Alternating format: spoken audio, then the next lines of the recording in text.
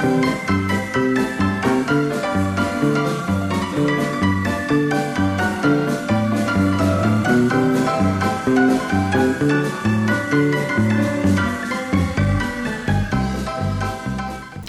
hello, we are Clobbered. I'm Mark Webster, he is Mark Baxter. Back home in our basement. At last. Feels like ages.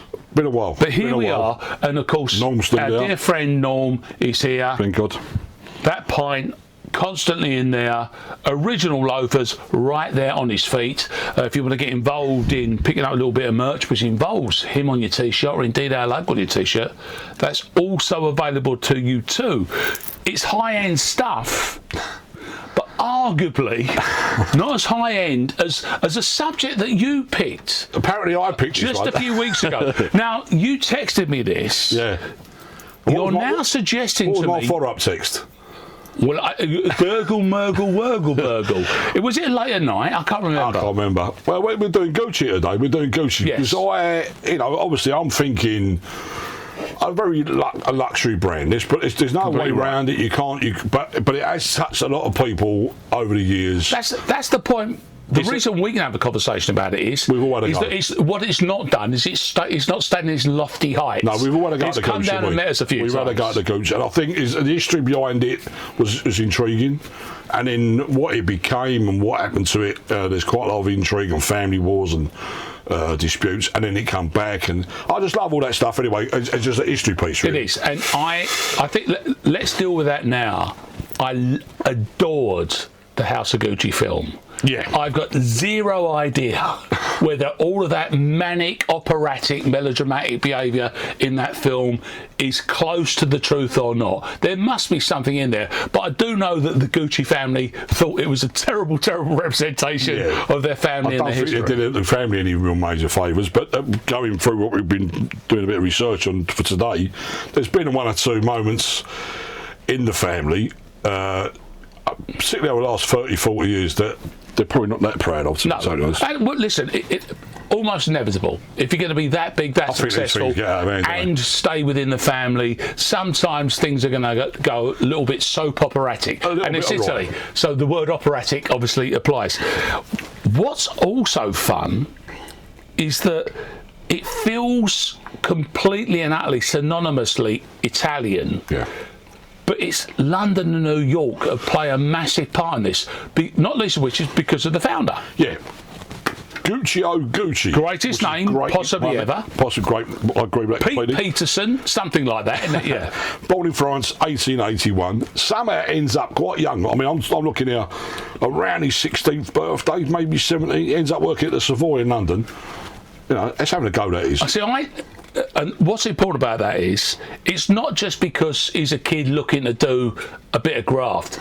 He's basically starting his research, isn't he? Well, it seems that way. He ends up as a porter at the Savoy, and he obviously the Savoy Theatre Hotel back in 1897. We're talking Toff Central. There's no way me and you are going to get in here. No. So Toff Central, and he's seeing the... Well, obviously we were driving the Hanson cabs. Yeah, maybe the cab might have gone in here. But, so he's seeing obviously very wealthy people and their luggage, mainly their luggage at the time. And he just gets bitten by the luxury bug and decides to set his own luggage company up when he goes back home with the information he's gathered back to Florence. And by the way, in between, which is why I think it's not even a question that he had made his mind up, that he'd seen almost like a gap in the market that early, is his next job was working on Belgian luxury sleeper trains. So now he's obsessed. So number one, he's watching people arrive at hotels. Number two, he's watching people travel. He's obsessed with it. So he takes all of this information, he goes back home with it. Great market research. Sets up his own company, luggage company, a boutique in 1921. But what the interesting thing is, he realises there's no point using just bog standard fabrics and he goes high-end very, very early. And of course, he then attracts customers who would have been to the Savoy or on that train. You know, straight away they go. He knows what he's doing, and he sets up a fantastic company, which that is the base of what we know today. It's amazing, and he imports as well, English leather for the process as well. So what he's already doing, would we argue he is the synonymous Italian label? Would you say Gucci says Italy? I think it probably does, doesn't it? I mean, he's probably the first one at the block, and yet, I think so, yeah. But the sensibility he's bringing is quite literally not Italian. He's bringing old-fashioned, sort of Victorian travelling. Well, it reminds me Englishmen and Americans. Every time we look at it or speak about it, it reminds me so much about like Ralph Lauren. It's the same sort of thing, American, but actually his influences are English countryside polo playing officers and the French cut. So they got their own sensibility. They got their own country sensibility, but they are big admirers and sponges really for luxury from other countries. So the mix is a fantastic. It is, but of course. Clearly what's happening is, because it happens generation after generation, is whatever the Italians do to put a spin on the thing completely works. Because Italian fashion from pretty much the day that he's, as you say, it's not fashion per se at this stage, but it's statement, isn't it? It's class. Is that he's saying, but he makes it feel a little bit more, I don't know, exciting, continental. He's giving it something else. Slightly different from maybe the norm that was available. And then if you play up the English aristocracy angle, which you probably did, for the materials, but also the adverts and stuff that would have been around at the time, people would love all that stuff. You know, I mean, they would have loved that angle to it all, the royalties angle to it all, and I think he played that really well. And then, you know, even the logo, the GG, Gucci, the GG, which I didn't understand to this week. That logo is synonymous with the brand and has been there since 1930s. That's right. So even on, it's very remarkable. It was there, but basically it's these letters switched round and to make a shape, which is, as you say, is marketing genius. Everyone knows what that shape means. We're going back to the other GC's done that, so you know the guy was well ahead. So and of course there's the trick, because I guess where we remain.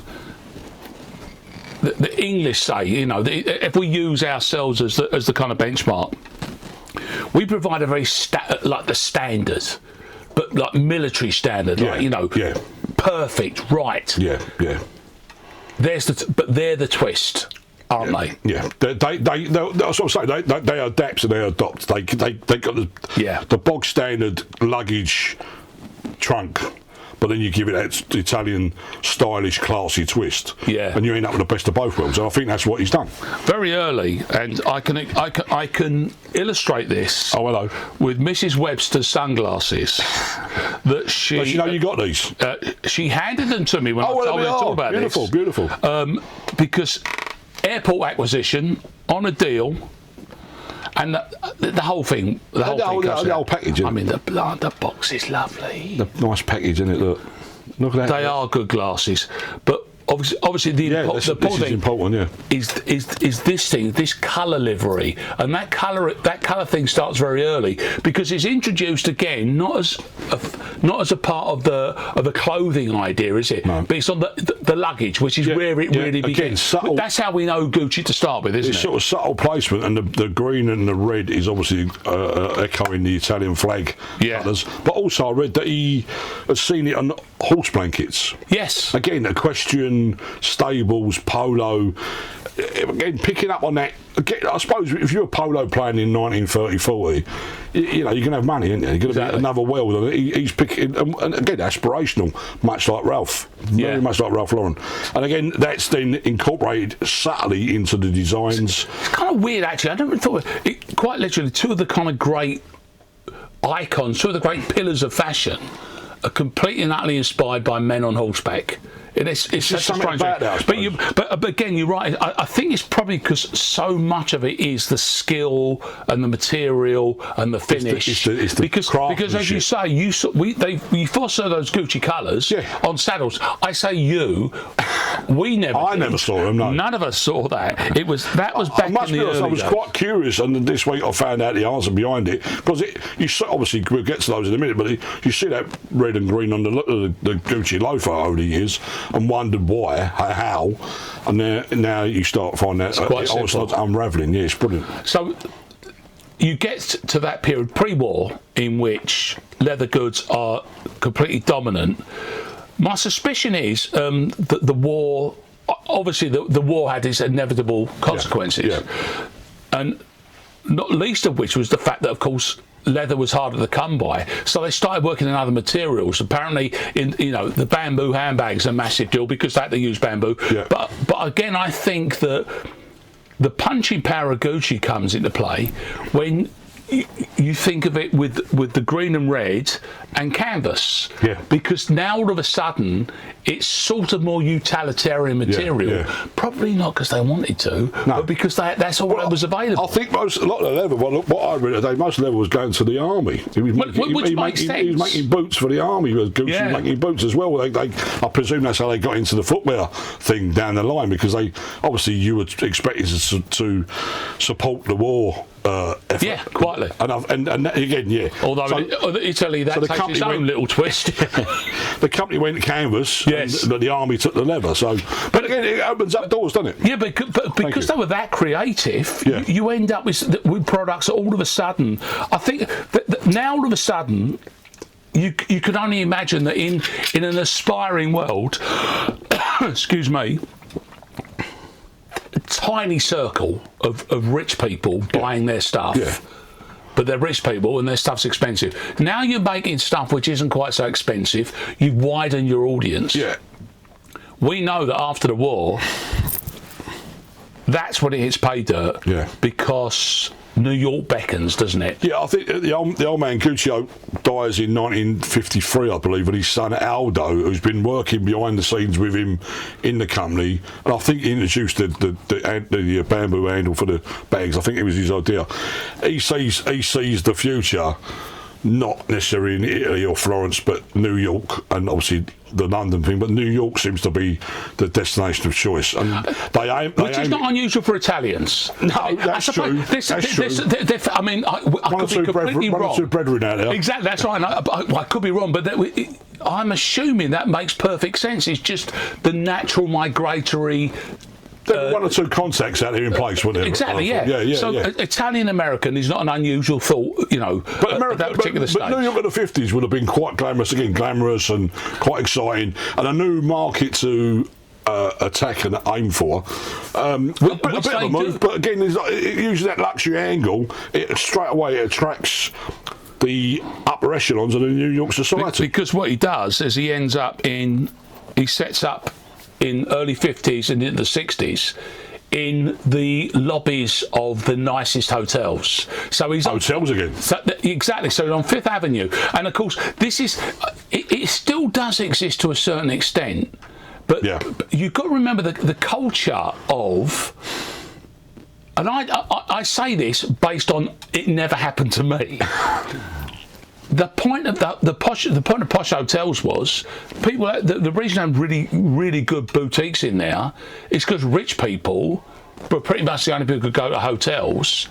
And really, they didn't want to be strolling up and down. They didn't go somewhere to stroll up and down the streets trying to find a bargain. They wanted these little tiny places to deliver all their goods without them even leaving the confines of the four walls. And obviously, you go to nice hotels, you do see little concession shops in the lobbies, which I've always wondered how that works, but you just explained it. Never occurred to me. No, same. Until you said that, I was still thinking, how does that work? But it's the perfect place to put all your goods on display, and there's hardly no effort required. Because I feel because it's only the scales have fallen away from my eyes as well. Exactly.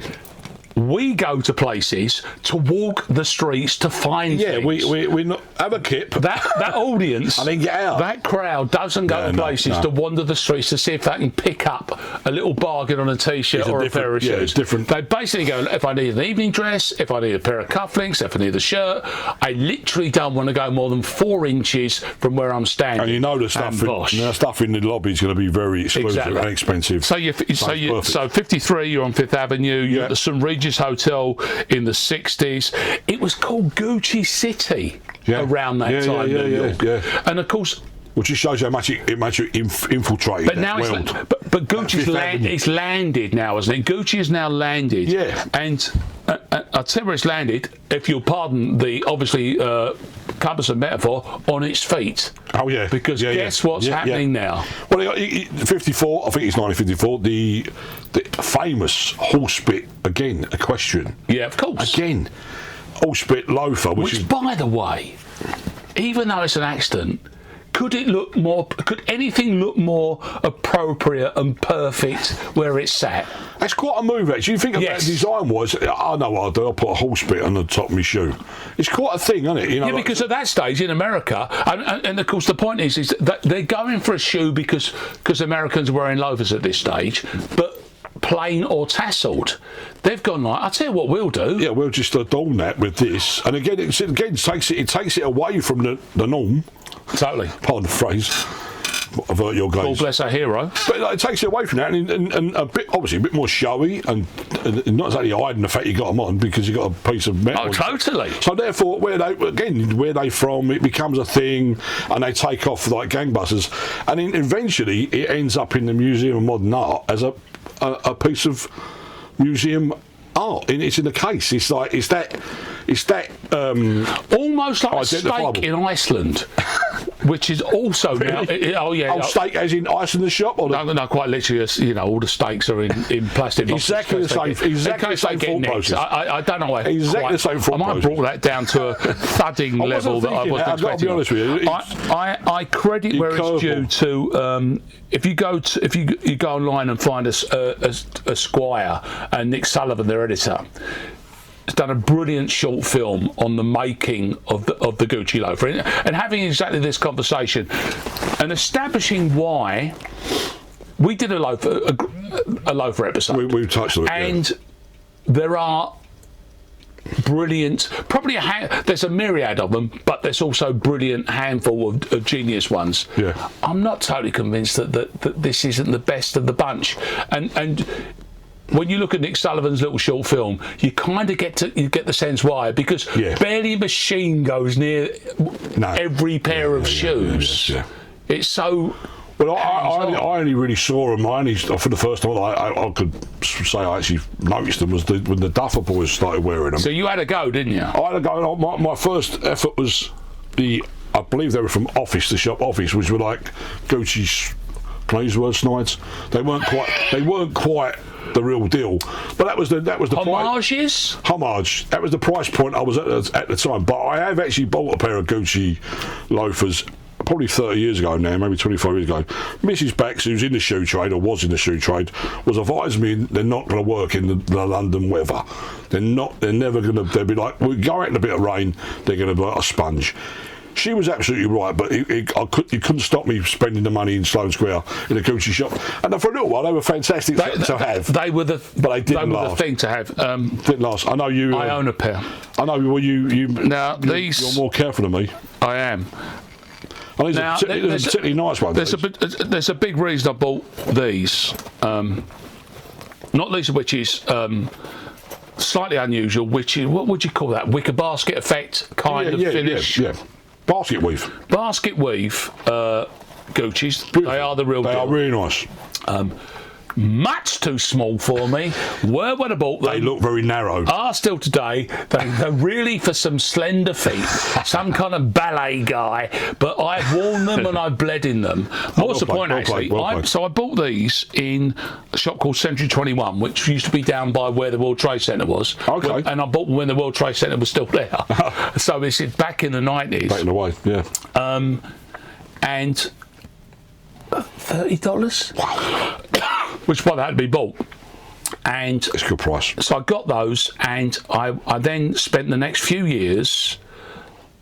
I never took them with me. I was doing the basketball, doing the NBA, and so I was abroad for 6-7 months every year. I left them at home because I couldn't think about wearing them. For as much as anything else, what Mrs. Baxter said is they're pretty much unwearable in virtually every situation. If there's a tiny stone, it's going to pierce it. Tragically, it transpired that my middle son, Matty, wore them pretty much every Constantly. day that I was away. So those man. they got But they look all right, they got you know. but they are and they Considering that- remain an absolute treasure. Well, I'll for put that me particular in reason. a case in the flat if I was you. I'll put me like do a MoMA.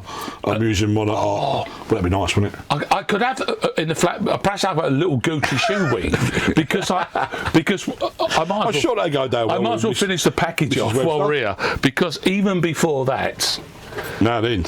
now these are, and this goes back to I haven't seen these. our little wacky world when Gucci obviously was in Bond Street. These, Gucci laces, look. yeah, Look at that, Gucci look. laces. Gucci this, some black tape because they rub. Were they added extras when you were in the shop? Did they do it for you in the shop? The black gaffer tape? They gave it to me and said, in 35 need that. years, sir, You might need that, sir. because I bought those. and I'll tell you, they might be 1990, Well, that's a way back there now. first telly job. And the TV show I was working on, their offices were in Wardour Street. Mm-hmm. You can tell this is etched in my memory. On the front of the Evening Standard, they were advertising Gucci tennis shoes. Okay. Now, this goes back to this conversation about Gucci sort of imposing itself on street culture. Other worlds. The reason I bought these with this, whatever this crap is, this canvas, Canvasser, effect, yeah, canvasser. is because the all leather were £55. They were 50, and I had to buy it with a cheque. So the cheque card went up to £50. Oh. And I bought them at the time because I could actually go back on expenses. Well played. But this is the thing about the way that Gucci works, isn't it? Must I say Burberry, the English version of, I think that might be a very good, is that Gucci is snuck down into street culture loads of times. But not only that, I was just looking down on my notes there, but again in the 60s, they come up with a handbag called the Jackie, which tapped into the wife of Jackie Kennedy at the time. Kennedy, of course, yeah. So like they tapped into that, and that's a great marketing move again, because she was quite a stylish woman, a very stylish woman. It's basically what a free ad. Yeah, have an handbag, Bosch, and of course she's so true. For many years later, she's still trotting around with it, like with married Onassis. So they were very cute like that. But again, I think that world should have come from the Hamptons and all that stuff. They would have. That's the sort of brand they would have dived into. So at the time, 60s and 70s, again, Studio 54. Holston, Gucci, Fiorucci. I mean, again, like it becomes part of a song. You were the greatest dancer. I was never the greatest dancer, but I did have a go putting out a small fire. But listen, that's not a mistake, is it? It just shows you how that coincidence. No, it just shows you how it gets into our world without us really knowing. Totally. Even I wouldn't know who Holston was at the time. I would have no idea what it meant. No. But you remember that lyric like it was like that. Fiorucci slightly more accessible. Holston, God knows what that is. God knows what it was. But Gucci, We know him now. aspirational. But Gucci was like, so that was a great lyric there. But just shows you how much it got. That's such a good point. Got into the culture. Credit where it's due to Tom Ford when he turned up. I mean, obviously there's been subsequent designers, but Tom Ford's the guy I think who gave Gucci back its soul to a great extent. There's multiple stories of the Gucci family, then starting to implode. Yes. Brothers going that way, someone else is going to give that a go, and then they lose control of the business. The people who take over the business put Tom Ford in the game, and Tom Ford is perfect for it. He's a good-looking geezer. Yeah. He's classy. He's sophisticated, and he knows how to press the buttons. It's almost like. And his designs are amazing. Up the road from here, and funny enough, we saw him as we were arriving. We're going, oh wow, Oswald Boateng. We saw Oswald Boateng on Savile Row, you can see and you're going, well, you might just wear your own clothes, mate, and walk up and down here a bit. You'll sell 1,000 suits. $10 million, and you're going to think, I'm going to look like Oswald Boateng when I got one of his suits on. Probably not. Not quite Oswald, but he looked. So the same thing with Tom. Totally. He got photographed galore, magazines. He looked as good as the models he was in. And he gave Gucci back. He just became another. It sparked off, and he was everywhere for quite a long time, wasn't he? He was brilliant. But just before we move on to new bits, I think hats off and salute to.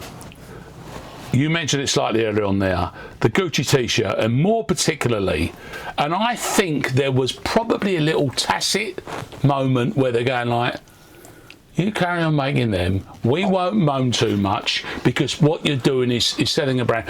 In the 80s, in particular, into the 90s, Gucci, cheeky snide Gucci t-shirts were everywhere on everyone. But what they were doing, they were using the kind of classic logo. Yeah. And saying, look at me, I know. At a point where Gucci weren't necessarily even owning their own brand. So it became this kind of its own underground subversive publicity thing, didn't it? Again, see, the people that are looking for that stuff don't know what's going on in the ballroom of Gucci, right? But you know that brand is at one time, or even still in their world, is still a desirable item, and there's a geezer knocking them out with a fiver, right? Yeah. You want a bit of that, and that was part of the fun of it all. That was part of you could be part of that, and it still goes on this day. It goes on this day, doesn't it? Totally. The amount of stuff you see. I looked online, and you know, in terms of turnover of like original t-shirts, yeah.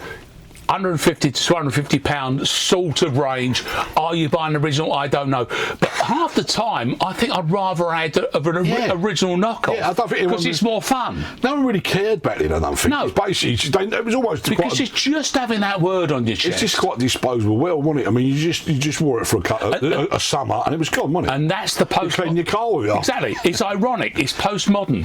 I've got a throwaway T-shirt with the least throwaway brand. Yeah. Emblazoned across my chest. It's actually always raised a smile. Fun stuff. Yeah. There you go. Gucci, I'm so glad you got when Satin Dolls got. I remember what it was about, yeah. I'm so pleased. Yeah, pleased you reminded me about that. Yeah. So while you're here, let's do some new bits. I'm going with a company called K-Way. Okay, don't know it. Which is a brand that I've started to see again. I've got this thing about... Is this K the letter? K and then hyphen way. Gotcha. 1964, French company. And the classic garment for me, which I used to see a lot, is a sort of waterproof wind cheater type zip effect with a hood. The most distinguishing fact of them was the zip down the middle was very colourful stripes on both sides, which distinguished it from a normal. So they're highlighting the zip rather than hiding it. Yeah. Type of winch, you know. And then you could fold it up when he wasn't using it as that. You could fold it up into a little bum bag or fanny pack, depending where you're from. From where you're from. But I remember. Still funny. I remember them being around for quite a while. In fact, on the casual scene, you did see one or two chaps wearing them. Yeah, it was because they were French. It's that, you know, where's that from? France. Yeah. It looks exactly the same as that. No, it doesn't matter. And the little K-Way logo was very important again. But again, it's very, very underground, snobby. What's that? I don't know. I ain't going to tell you. It's one of them, you know. But I started seeing them around again. I realised why. I checked it out. The company had a big factory in China. They were making them, but there was a load of knockoffs and copies and snides that killed the company in the 90s. They've been bought out again by an Italian company who also got Kappa and Superga. So again, classic Italian sportswear, if you like, brands, and it's coming back. And I've started seeing the stripy zip on the streets of London. And it's nice to see it back as well. It is. And the proper way of doing it. I'm going to go with a shoe that I saw, and I'm going to use the phrase. It dropped. Yeah. Only about a month ago. New drop. I don't know. Dropped and colourway are two things that drive me. But listen. Colourway I can handle, but dropped. But it is a thing. Just dropped. Relatively recently. I'm going to show them to you. And I liked them. And I didn't know by who. And what I liked about them, the name Dewey, which sounds 50s mid-American. It is. And what I'm showing back here is a pair of, which I think is a big story at the moment, given, you know, in the wacky world of sneakers and every other shoe you will, good old-fashioned, basically plimsolls, which is a canvas shoe. And the Dewey is made by Mod Shoes. Yeah. And Mod Shoes is a firm, along with their other label, I think their sister label, brother label, which is 66, are very, very astute at doing contemporary takes on classic looks and ideas. Classic 60s, when he first started, a guy called Andrew Lindsay, I know Andrew, and they were like a loafer, you know, like loafer and brogue and very mod, that's why it's called mod shoe. Sure. Mod influenced, and then over the course of time, he's developed it into a clothing brand, 66 Clothing. Some great little bits and pieces in that, but also constantly new styles, new ideas. It's happening a little bit retro then, but a bit of quite a retro. And that's what I'm saying. But he's good at that. But that's my thing. I think that very much at the moment, the kind of canvas basic shoe, which he's done with a really good twist, is big at the moment. It's anti-trainer, and no all brand the trainer. better for it. So well done to Mod Shoes for the Dewey, which I'm a big fan of. Well, that's us. I mean, we've talked high brand, we've talked low brand, we've talked every brand. We should just say, of course, our brand is available to you if you care to pick up a bit of merchandise. And what's that voice? What's that about? I don't really know how I went that way there. It went weird, that, didn't it? And also, weird that, Will, didn't it? I should try and move on from that. Yeah, thanks, Will.